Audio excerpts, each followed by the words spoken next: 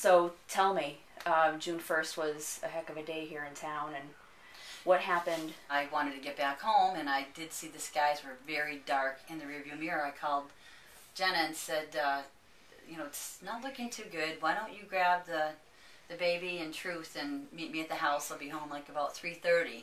But that was early in the day. It was quite it was early like 1 in the o'clock day. because I didn't go down until I was watching TV, and when it turned from a watch to a warning, I freaked out and got in the car and drove down here.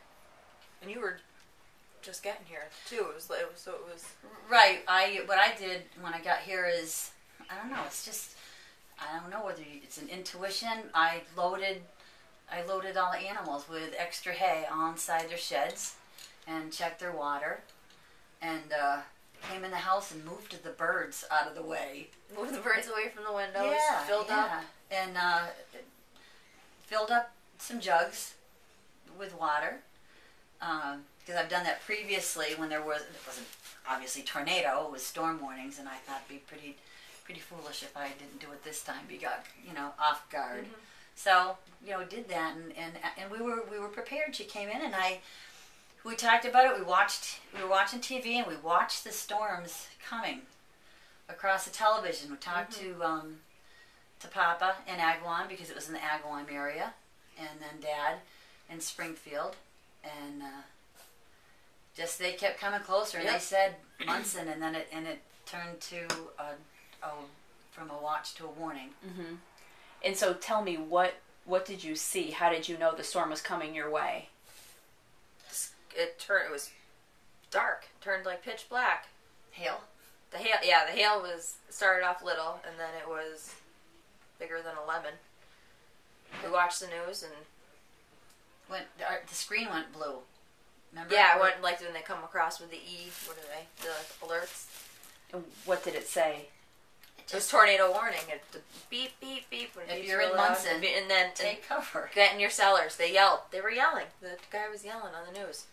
Monson, get in your basements or whatever. We went downstairs, and the power was still on because we got Justin's TV on down in the cellar, and we watched it.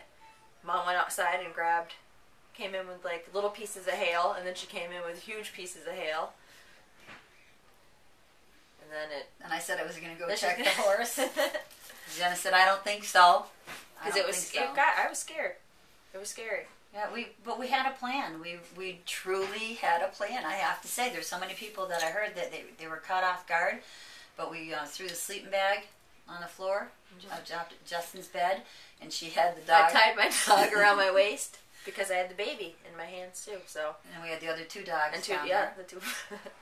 And we knew if something happened at that point. We had flashlights. Yeah, we were going to pull a mattress. We had the bed uncovered and our hands on the mattress. Yeah. So tell me, when the tornado came, how did you know it was here? We lost power, and then it sounded like a freight train was going to come through the house. And when I looked out the tiny little cellar window, it was pitch black, like it was midnight. And the house, I told her you can hear the windows shake because the house is so old that it sounded like a train was coming through and the windows were shaking. I heard it, and I said to Jenna, I'm like, do you hear that? Because you think, am I making this up? Am I imagining it? I said, do you hear that? And she said, yeah, Mom, I hear it. And same thing, we're looking up at that little window, just waiting for God knows. Yeah. I thought the house was, I can't even imagine what it sounded like for your house to be ripped off. So can you tell me what the aftermath? Is your house okay? Your land? What happened to you? Well, it got quiet, and obviously there was no power. We didn't have any power at all for days, so you couldn't see too much outside. We basically in the pasture you could see that there was a tree down. We walked around the yard on the fence, but it there's a couple trees down in the pasture, and it did, yeah. Yeah, it wasn't bad. But then it was dark, and you couldn't see anything after that. And there were more storms coming, so you had to. Then we moved. Actually, we took the baby and all the dogs again. And actually, my oldest daughter, Jessica, came flying in the yard in her Jeep, absolutely panicked because she couldn't reach us by phone. Even the cell towers were out, and she said, "You're coming with us. We're all going to be together, and we're going to stay at a neighbor's house in their cellar." So, between the storms, that's what we did.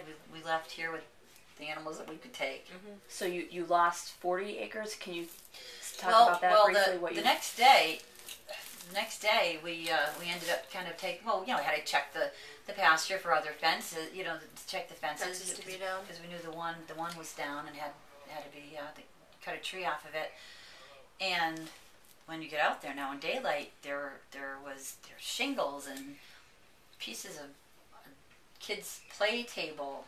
And then as we started going in the back, there were trees uprooted just along the logging trail as we made our way back. And then when you got back to the end of the circle, because there's a circle back there that we run, it was trees down everywhere. Somebody's roof ripped in half. Devastating. It was trash. We don't know really how to exactly estimate, but we're going to approximate at least probably 30 acres that we lost. It's just 6, 8, 10 feet tall, just piled on each other, and it's difficult to make your way through even to see. So one of Joshua went out there with us, and he could climb. He said, "Mom, he and Justin said it's you walk out there instead of trees. It's like walls of trees because they're all laid. They're packed and one light on top of each other. Yeah, and there's no trees up. You see sky. And we lost. We had a beaver pond back there, and Joshua was trying to find his way, you look for landmarks because everything's changed. And he said, "I couldn't find the beaver pond, Mom." And he said, then I looked down and I'm standing in like leaves and mud, and he said, I'm in it. I'm standing in the beaver pond. It's gone. So it actually Doesn't look the same. Vortex the water.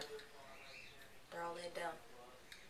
Can I back up just a little bit? And can you tell me about your farm, the name of your farm, the animals you have here, whatever it is that you sell that constitutes and makes you a farm? Yep, it's Raging Acres.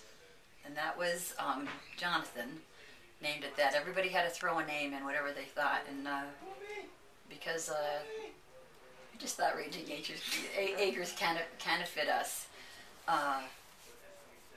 And we have a horse. I have about 30 chickens, 7 goats, sheep.